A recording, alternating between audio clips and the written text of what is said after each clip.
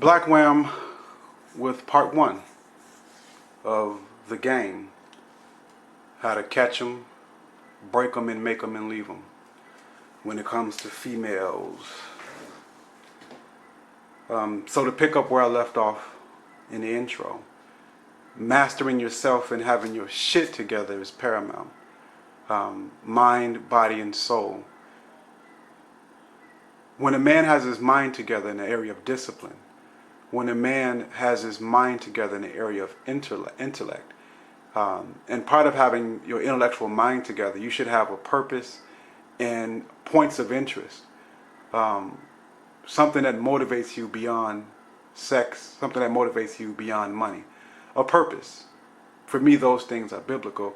For others, it may be something different. I took an interest in quantum physics. No woman is going to be into quantum physics, but if you can express the ideals related in quantum physics because of women's nature, if she looks at you as being intelligent, which you should be intelligent, if she sees that you can master an array of subjects and speak on many different topics, then you have her respect and she's more apt to listen to you.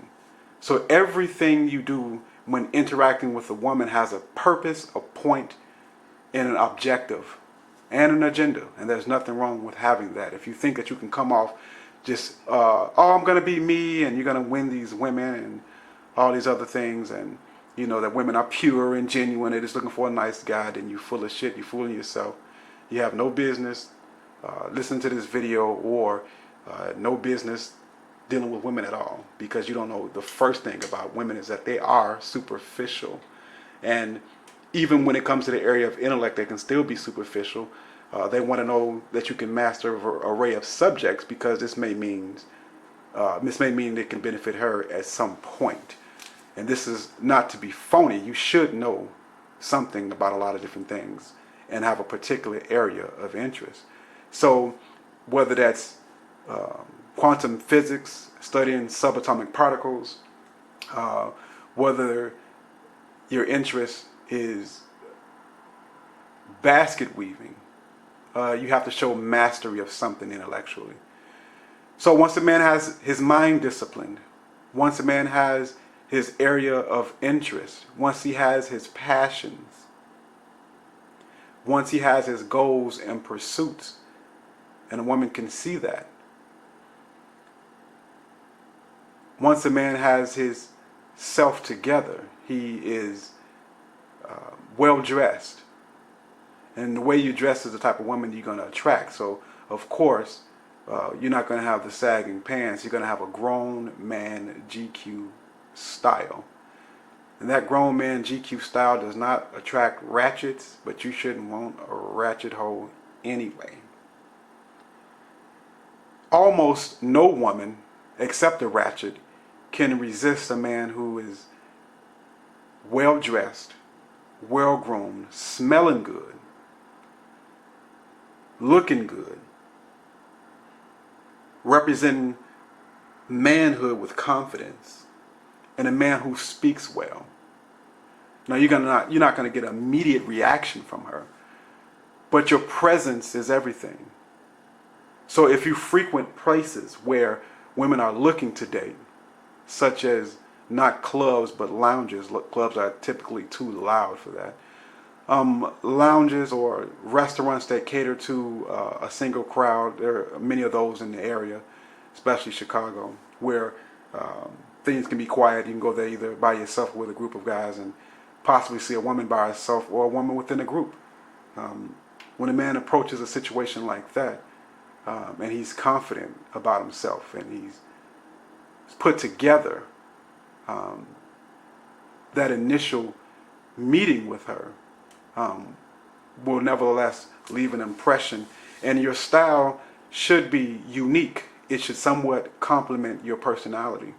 Your way and style of dress shouldn't be seen often. So for instance, at least here in the city of Chicago, it's typical for a man to go out with some square toe shoes, some blue jeans, and a button-up shirt. So for example, what you would do different, if it's the fall, you will go out, because men typically wear black shoes. If you ever look at men, they're typically wearing black shoes. You can have the blue jeans on, right? That fits well, of course. And instead of black shoes, you can have out some standout brown shoes.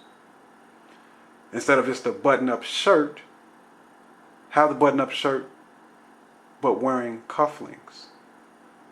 And if it's the fall or early spring, with that same outfit, have a matching scarf wrapped around you, so to speak, just to set you apart. Women are very visual creatures when they are in these places. That's the first thing they have to go off of and judge you by, is your initial appearance. But it's not always about how much money you spend on it. It's more of how unique you can be. In fact, speaking of money, at my peak of dealing with women, trying to be on some player shit, and again I have to make this disclaimer, not bragging or boasting, but you know, many women are easy to sleep with, so it's really no point of pride per se. But I once rode a Toyota Corolla, beige, a very boring car. This was back in 2003 to about 2005, some time ago. And this car was wasn't old, but I kept it clean. And in that time span, I was still grooming myself and dressing neatly. I didn't go overboard with it. But at that time, I had about 17 girlfriends. Yeah, 17 women that I dealt with. Now, of course, I didn't sustain these relationships over a long period of time. It was mostly cop and blow. I'd get a chick, she'd be on the team. And I just looked up one day like, oh, I got 17 on the team. It was hard to keep up with them, but it wasn't impossible. I did manage to keep about 17 women on the team for about, I'd say about 4 or 5 months. And that 17 went to 14, at 14 maybe went to 7, and on down. And I think I was at least able to maintain 6 or 7 relationships at a time. Many people don't think this is possible, but at the time, pardon my French, but I labeled it proper hoe management. If you are a leader of a company, if you are a manager of a company, you want to have multiple employees. So you can't say that in growing your company or having a company or being in a management position that you cannot maintain your leadership and the ability to direct multiple employees. So these women were, in a sense, my employees, and I was able to direct them and make executive decisions regarding them. This is a skill that was in the workings since I was a kid. Growing up in the neighborhood that I grew up in, I had men, I only respected 2 types of men, and these were players and gangsters. And the players in the neighborhood who would use women for money couldn't deal with one woman. As one man put it, one hoe is too close to no hoes. So they had to deal with multiple women. And from observing them and in trial and error, I was able to master that as well at a young age. Again, this is not bragging or boasting. I'm just letting you know where the fuck I come from. So at this time with the Toyota Corolla, man, I'm nothing but, I'm 5'8", with shoes on. I'm not a tall guy. I had a Toyota Corolla. At the time, I wasn't a very sharp dresser, but I still had pride and confidence in what I wore and what I had. And I don't have a big ass penis at all. So you look at those things, and on the surface, it's not very appealing. But when I meet a woman, or if I walk into a place, in my mind, and this is truly in me. See, the game has to be inside. Game flows from inside out. This has to become you. When I would walk into a place or I would see a woman, whether it's a group of women or one woman, in my mind, I'm a motherfucking king. I own the goddamn place. And there's no man that I couldn't whoop in my mind. And there was no woman that I couldn't get. Now, if you do this, and if you behave like this, and it's phony, women can tell. She can smell you a mile away. So you have to develop your own personal confidence by accepting who you are and developing yourself and understanding that you are the prize, understanding that you are a man and having certain principles. And that's what sets you apart. One of my coworkers was once talking to me about how many women that he had laid down with. Because this is not just simply betting women. And he mentioned that he slept with his cousin, who was his best friend. His best friend is his cousin. He slept with his cousin's girlfriend. And he often talked about how times he would meet certain women and they were resistant toward him initially, so he just ended up paying them for sex. This guy had no principles, no discipline, and no game. What he was a very handsome brother who drove a nice car, but this guy had no game. It wasn't inside him. And when women would deal with him for more than a week or two, they would discover that this guy is basically a fucking simp. And for him to be on to the next one. But his whole goal was to sleep with the woman. Now, what I'm talking about here in game, I'm talking about mastering yourself, then coming to the point where you can master a female and have her with you and on your team. Not just simply betting her and leaving her. If you're going to do that and make it that simplistic, why not pay for it? So this is about game. And it happens from the inside out. And if you get to the point where you can shine in your game, at the deepest level, it doesn't care what you look like. One time I was hanging out with a group of buddies, and I hadn't shaved my beard in a long time. I wasn't dressing my best at the time. And some of the guys I was hanging out with were somewhat pretty boys, well-dressed, well-groomed, which we should be if you're looking to attract women. But they say, hey, you know, you're not going to be able to get no hoes now because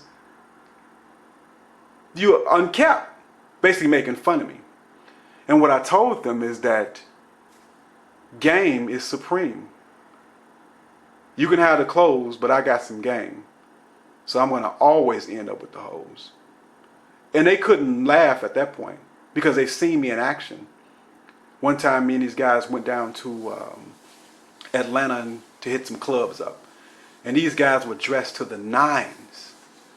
And I'm talking about these guys had on $500 pair of shoes, $300 blazers, and so on and so forth. And you know, these men didn't get a single woman that whole night.